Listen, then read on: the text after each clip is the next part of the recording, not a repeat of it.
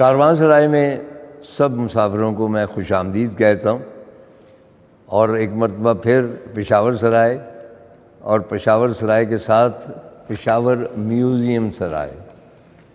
पिछले प्रोग्राम में मैंने अपनी जो भी कच्ची पक्की मालूमात थी गंधारा के हवाले से वो पेश की और इस म्यूज़ियम के हवाले से मुख्तसर तारफ़ करवाया। बात यह है कि हम लोग तो शायक होते हैं, एक जुनून सा होता है मुख्तलिफ़ चीज़ों का, टेक्निकल हम नहीं होते।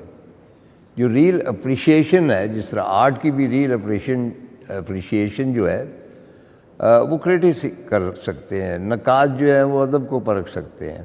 इसी तरह यहाँ जितने भी आर्टिकल्स डिस्प्ले हुए हैं या थ्रू आउट पाकिस्तान जितनी भी साइट हैं हिस्टोरिकल, और उनमें बेसिकली जो बुद्धिस्ट अहद है, जिस तरह मैंने कहा है कि अगर कोई दरख्शां अहद कदीम जो नुमाइंदगी कर सकता है इस खत्ते की, वो गंधारा है। तो खुशकिस्मती से ऐसे ही हमारे मतलब है कि ये ज़रा अफसर बहुत बड़े हैं, चुनांचे बहुत मसरूफ़ रहते हैं, तो इनकी मसरूफ़ियत में से हमने इनको निकाला है, क्योंकि इनके बगैर ये हमारा प्रोग्राम मुकम्मल नहीं हो सकता। डॉक्टर अब्दुल समद साहब ये डायरेक्टर हैं आर्कियोलॉजी के और म्यूज़ियम के खैबर पख्तूनख्वा, यानी इसके तूलो अर्ज़ में जितने भी म्यूज़ियम्स हैं, मैंने तज़किरा किया है कि स्वात में भी म्यूज़ियम है और जगहों पर भी हैं, और इसके अलावा आर्कियोलॉजी साइट्स तो मतलब भरी पड़ी है ना। तो मेरी ख्वाहिश ये है कि जो मैंने एक जज्बाती सा गंधारा के ऊपर प्रोग्राम किया था जिसमें तफसील नहीं थी, डिटेल नहीं थी, इन अशिया की जो खूबसूरती की असल परख जो है वो डॉक्टर साहब जैसे लोग करते हैं। अच्छा, एक और बात अर्ज़ कर, ये यूं ही नहीं बैठे हुए, क्योंकि हम अफसरों वगैरह को ज़्यादा इतना केपेबल नहीं समझते। हमारे यहाँ मतलब जो राइज़ करता जाता है कहीं पहुँच जाता है, लेकिन मुझे हैरत है कि इन्होंने ये सब किताबें इन्होंने लिखी, और इनकी थोड़ी सी तफसील मैं बाद में अर्ज़ कर दूँगा, क्योंकि किताब लिखना, क्योंकि मैं भी लिखने पढ़ने के साथ वाबस्ता रहा हूँ, ये खून थूकने के मुतरादिफ होता है। अपना वक्त सर्फ करना एक तरफ होके, अब मतलब ये इतने बड़े माशाल्लाह अफसर हैं, ये आराम से अफसरी भी कर सकते थे, लेकिन उसके दौरान अपने जो सरकारी गैर सरकारी फ़राइज़ हैं उनको सर अंजाम देने के अलावा इस किस्म के तहकीकी किताबें लिखना, और मैंने सरसरी इनको देखा है, इंशाअल्लाह इनको तफसील से पढ़ूँगा। आई फील कि हमारे यहाँ बहुत कम लोग ऐसे आए हैं आर्कियोलॉजिस्ट प्रैक्टिकल हैं और जो म्यूज़ियम्स के बारे में तफसील जानते हैं, जिन्होंने इस मौजू के ऊपर इतना लिखा। मुझे क्योंकि बहुत ज़्यादा इल्म नहीं, लेकिन शायद ये पहले डॉक्टर साहब हैं अब्दुल समद जिन्होंने अपने मौजू के हवाले से इतना कुछ लिखा। डॉक्टर साहब खुशामदीद कारवांसराय में, तो इतना सीरियस होकर बैठने की ज़रूरत नहीं, कैजुअल। आप ये फरमाएं कि मैंने तो गंधारा के बारे में जो मेरा पैशन था उसको बयान किया, लेकिन मैं जानना चाहता हूँ कि जो सिंपल सी बात है, ये है क्या भाई? सबसे पहले तो आपका बहुत शुक्रिया। It's a great honour for me कि मैं अपनी तारीफ़ आप जैसे एक अजीम स्कॉलर इंटेलेक्चुअल पाकिस्तान का असासा उनसे सुन रहा हूँ। बचपन गुजरा हमारा आपको देखते हुए टीवी पे, बहुत बड़ी बात ये है। बचपन का वाला मुझे बड़ा तंग करता है। इतनी सफ़ेद दाढ़ियों वाले हजरात आते हैं, कहते हैं जी हम आपको बचपन से देख रहे हैं, लेकिन आप तो माशाल्लाह अल्लाह आपको और यंग है। आपसे सुन के मुझे खुशी हुई। अल्लाह आपको और ज़िंदगी दे। और बिल्कुल सर, गंधारा के बारे में बहुत मिसकंसेप्शंस भी हैं। बहुत से लोगों को सिर्फ पता है कि गंधारा कोई है, कोई चीज़ है। असल में गंधारा संस्कृत ज़बान का एक लफ्ज़ है जिसका नाम है खुशबुओं की सरज़मीन। खुशबू की सरज़मीन। तो ये तकरीबन आज से 2500 साल पहले इसका जिक्र हुआ था, किसी पत्थरों पे डिस्कवर हुआ था, और ये ईरान का एक सूबा था उस वक्त। तो सिकंदर आज़म जिसको हम कहते हैं, अलेक्जेंडर द ग्रेट, उसने जब ईरान को फ़तह करने के लिए आया इस इलाके में, तो वो गंधारा या मौजूदा खैबर पख्तूनख्वा इसको पर्शियन को सबक सिखाने के लिए वो इस वजह से इधर आया था।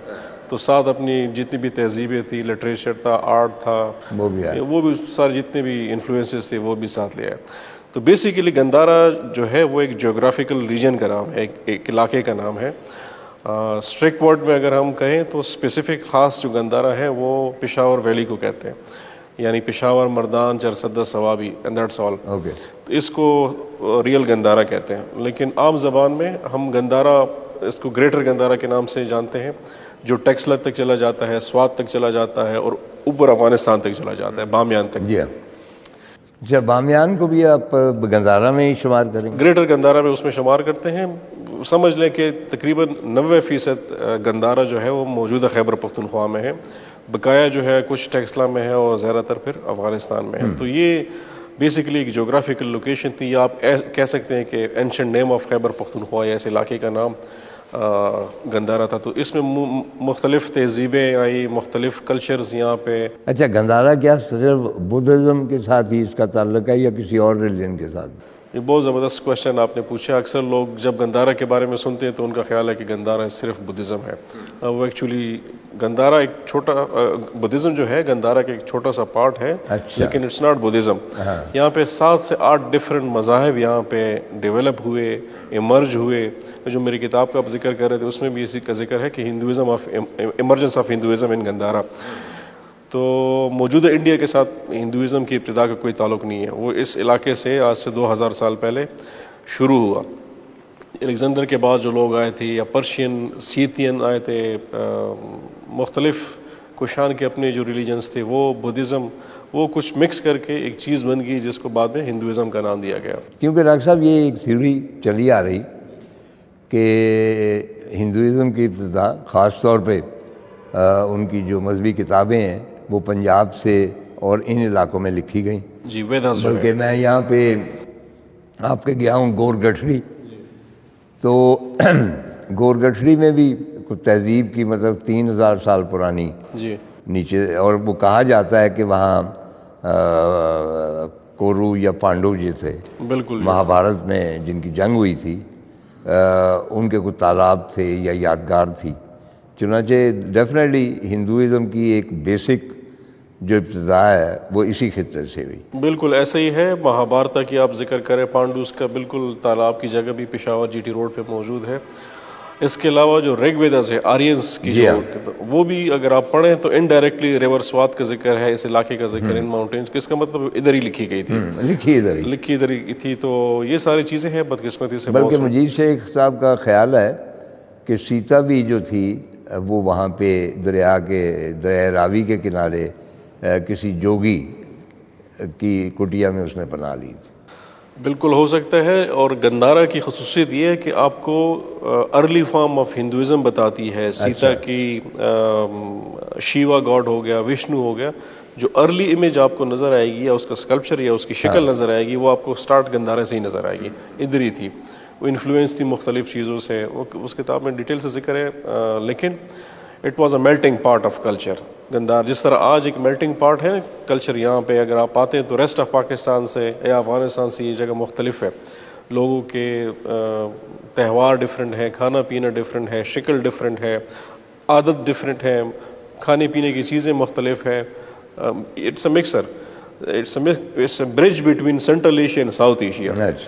तो जितने भी हमलावर आए हैं या जितने भी इन्वेडर्स तिजारत के लिए लोग आए हैं या मजहबी सैर के लिए आए हैं, तो they have to cross Peshawar या रीजन या गंदारा से क्रॉस करेंगे।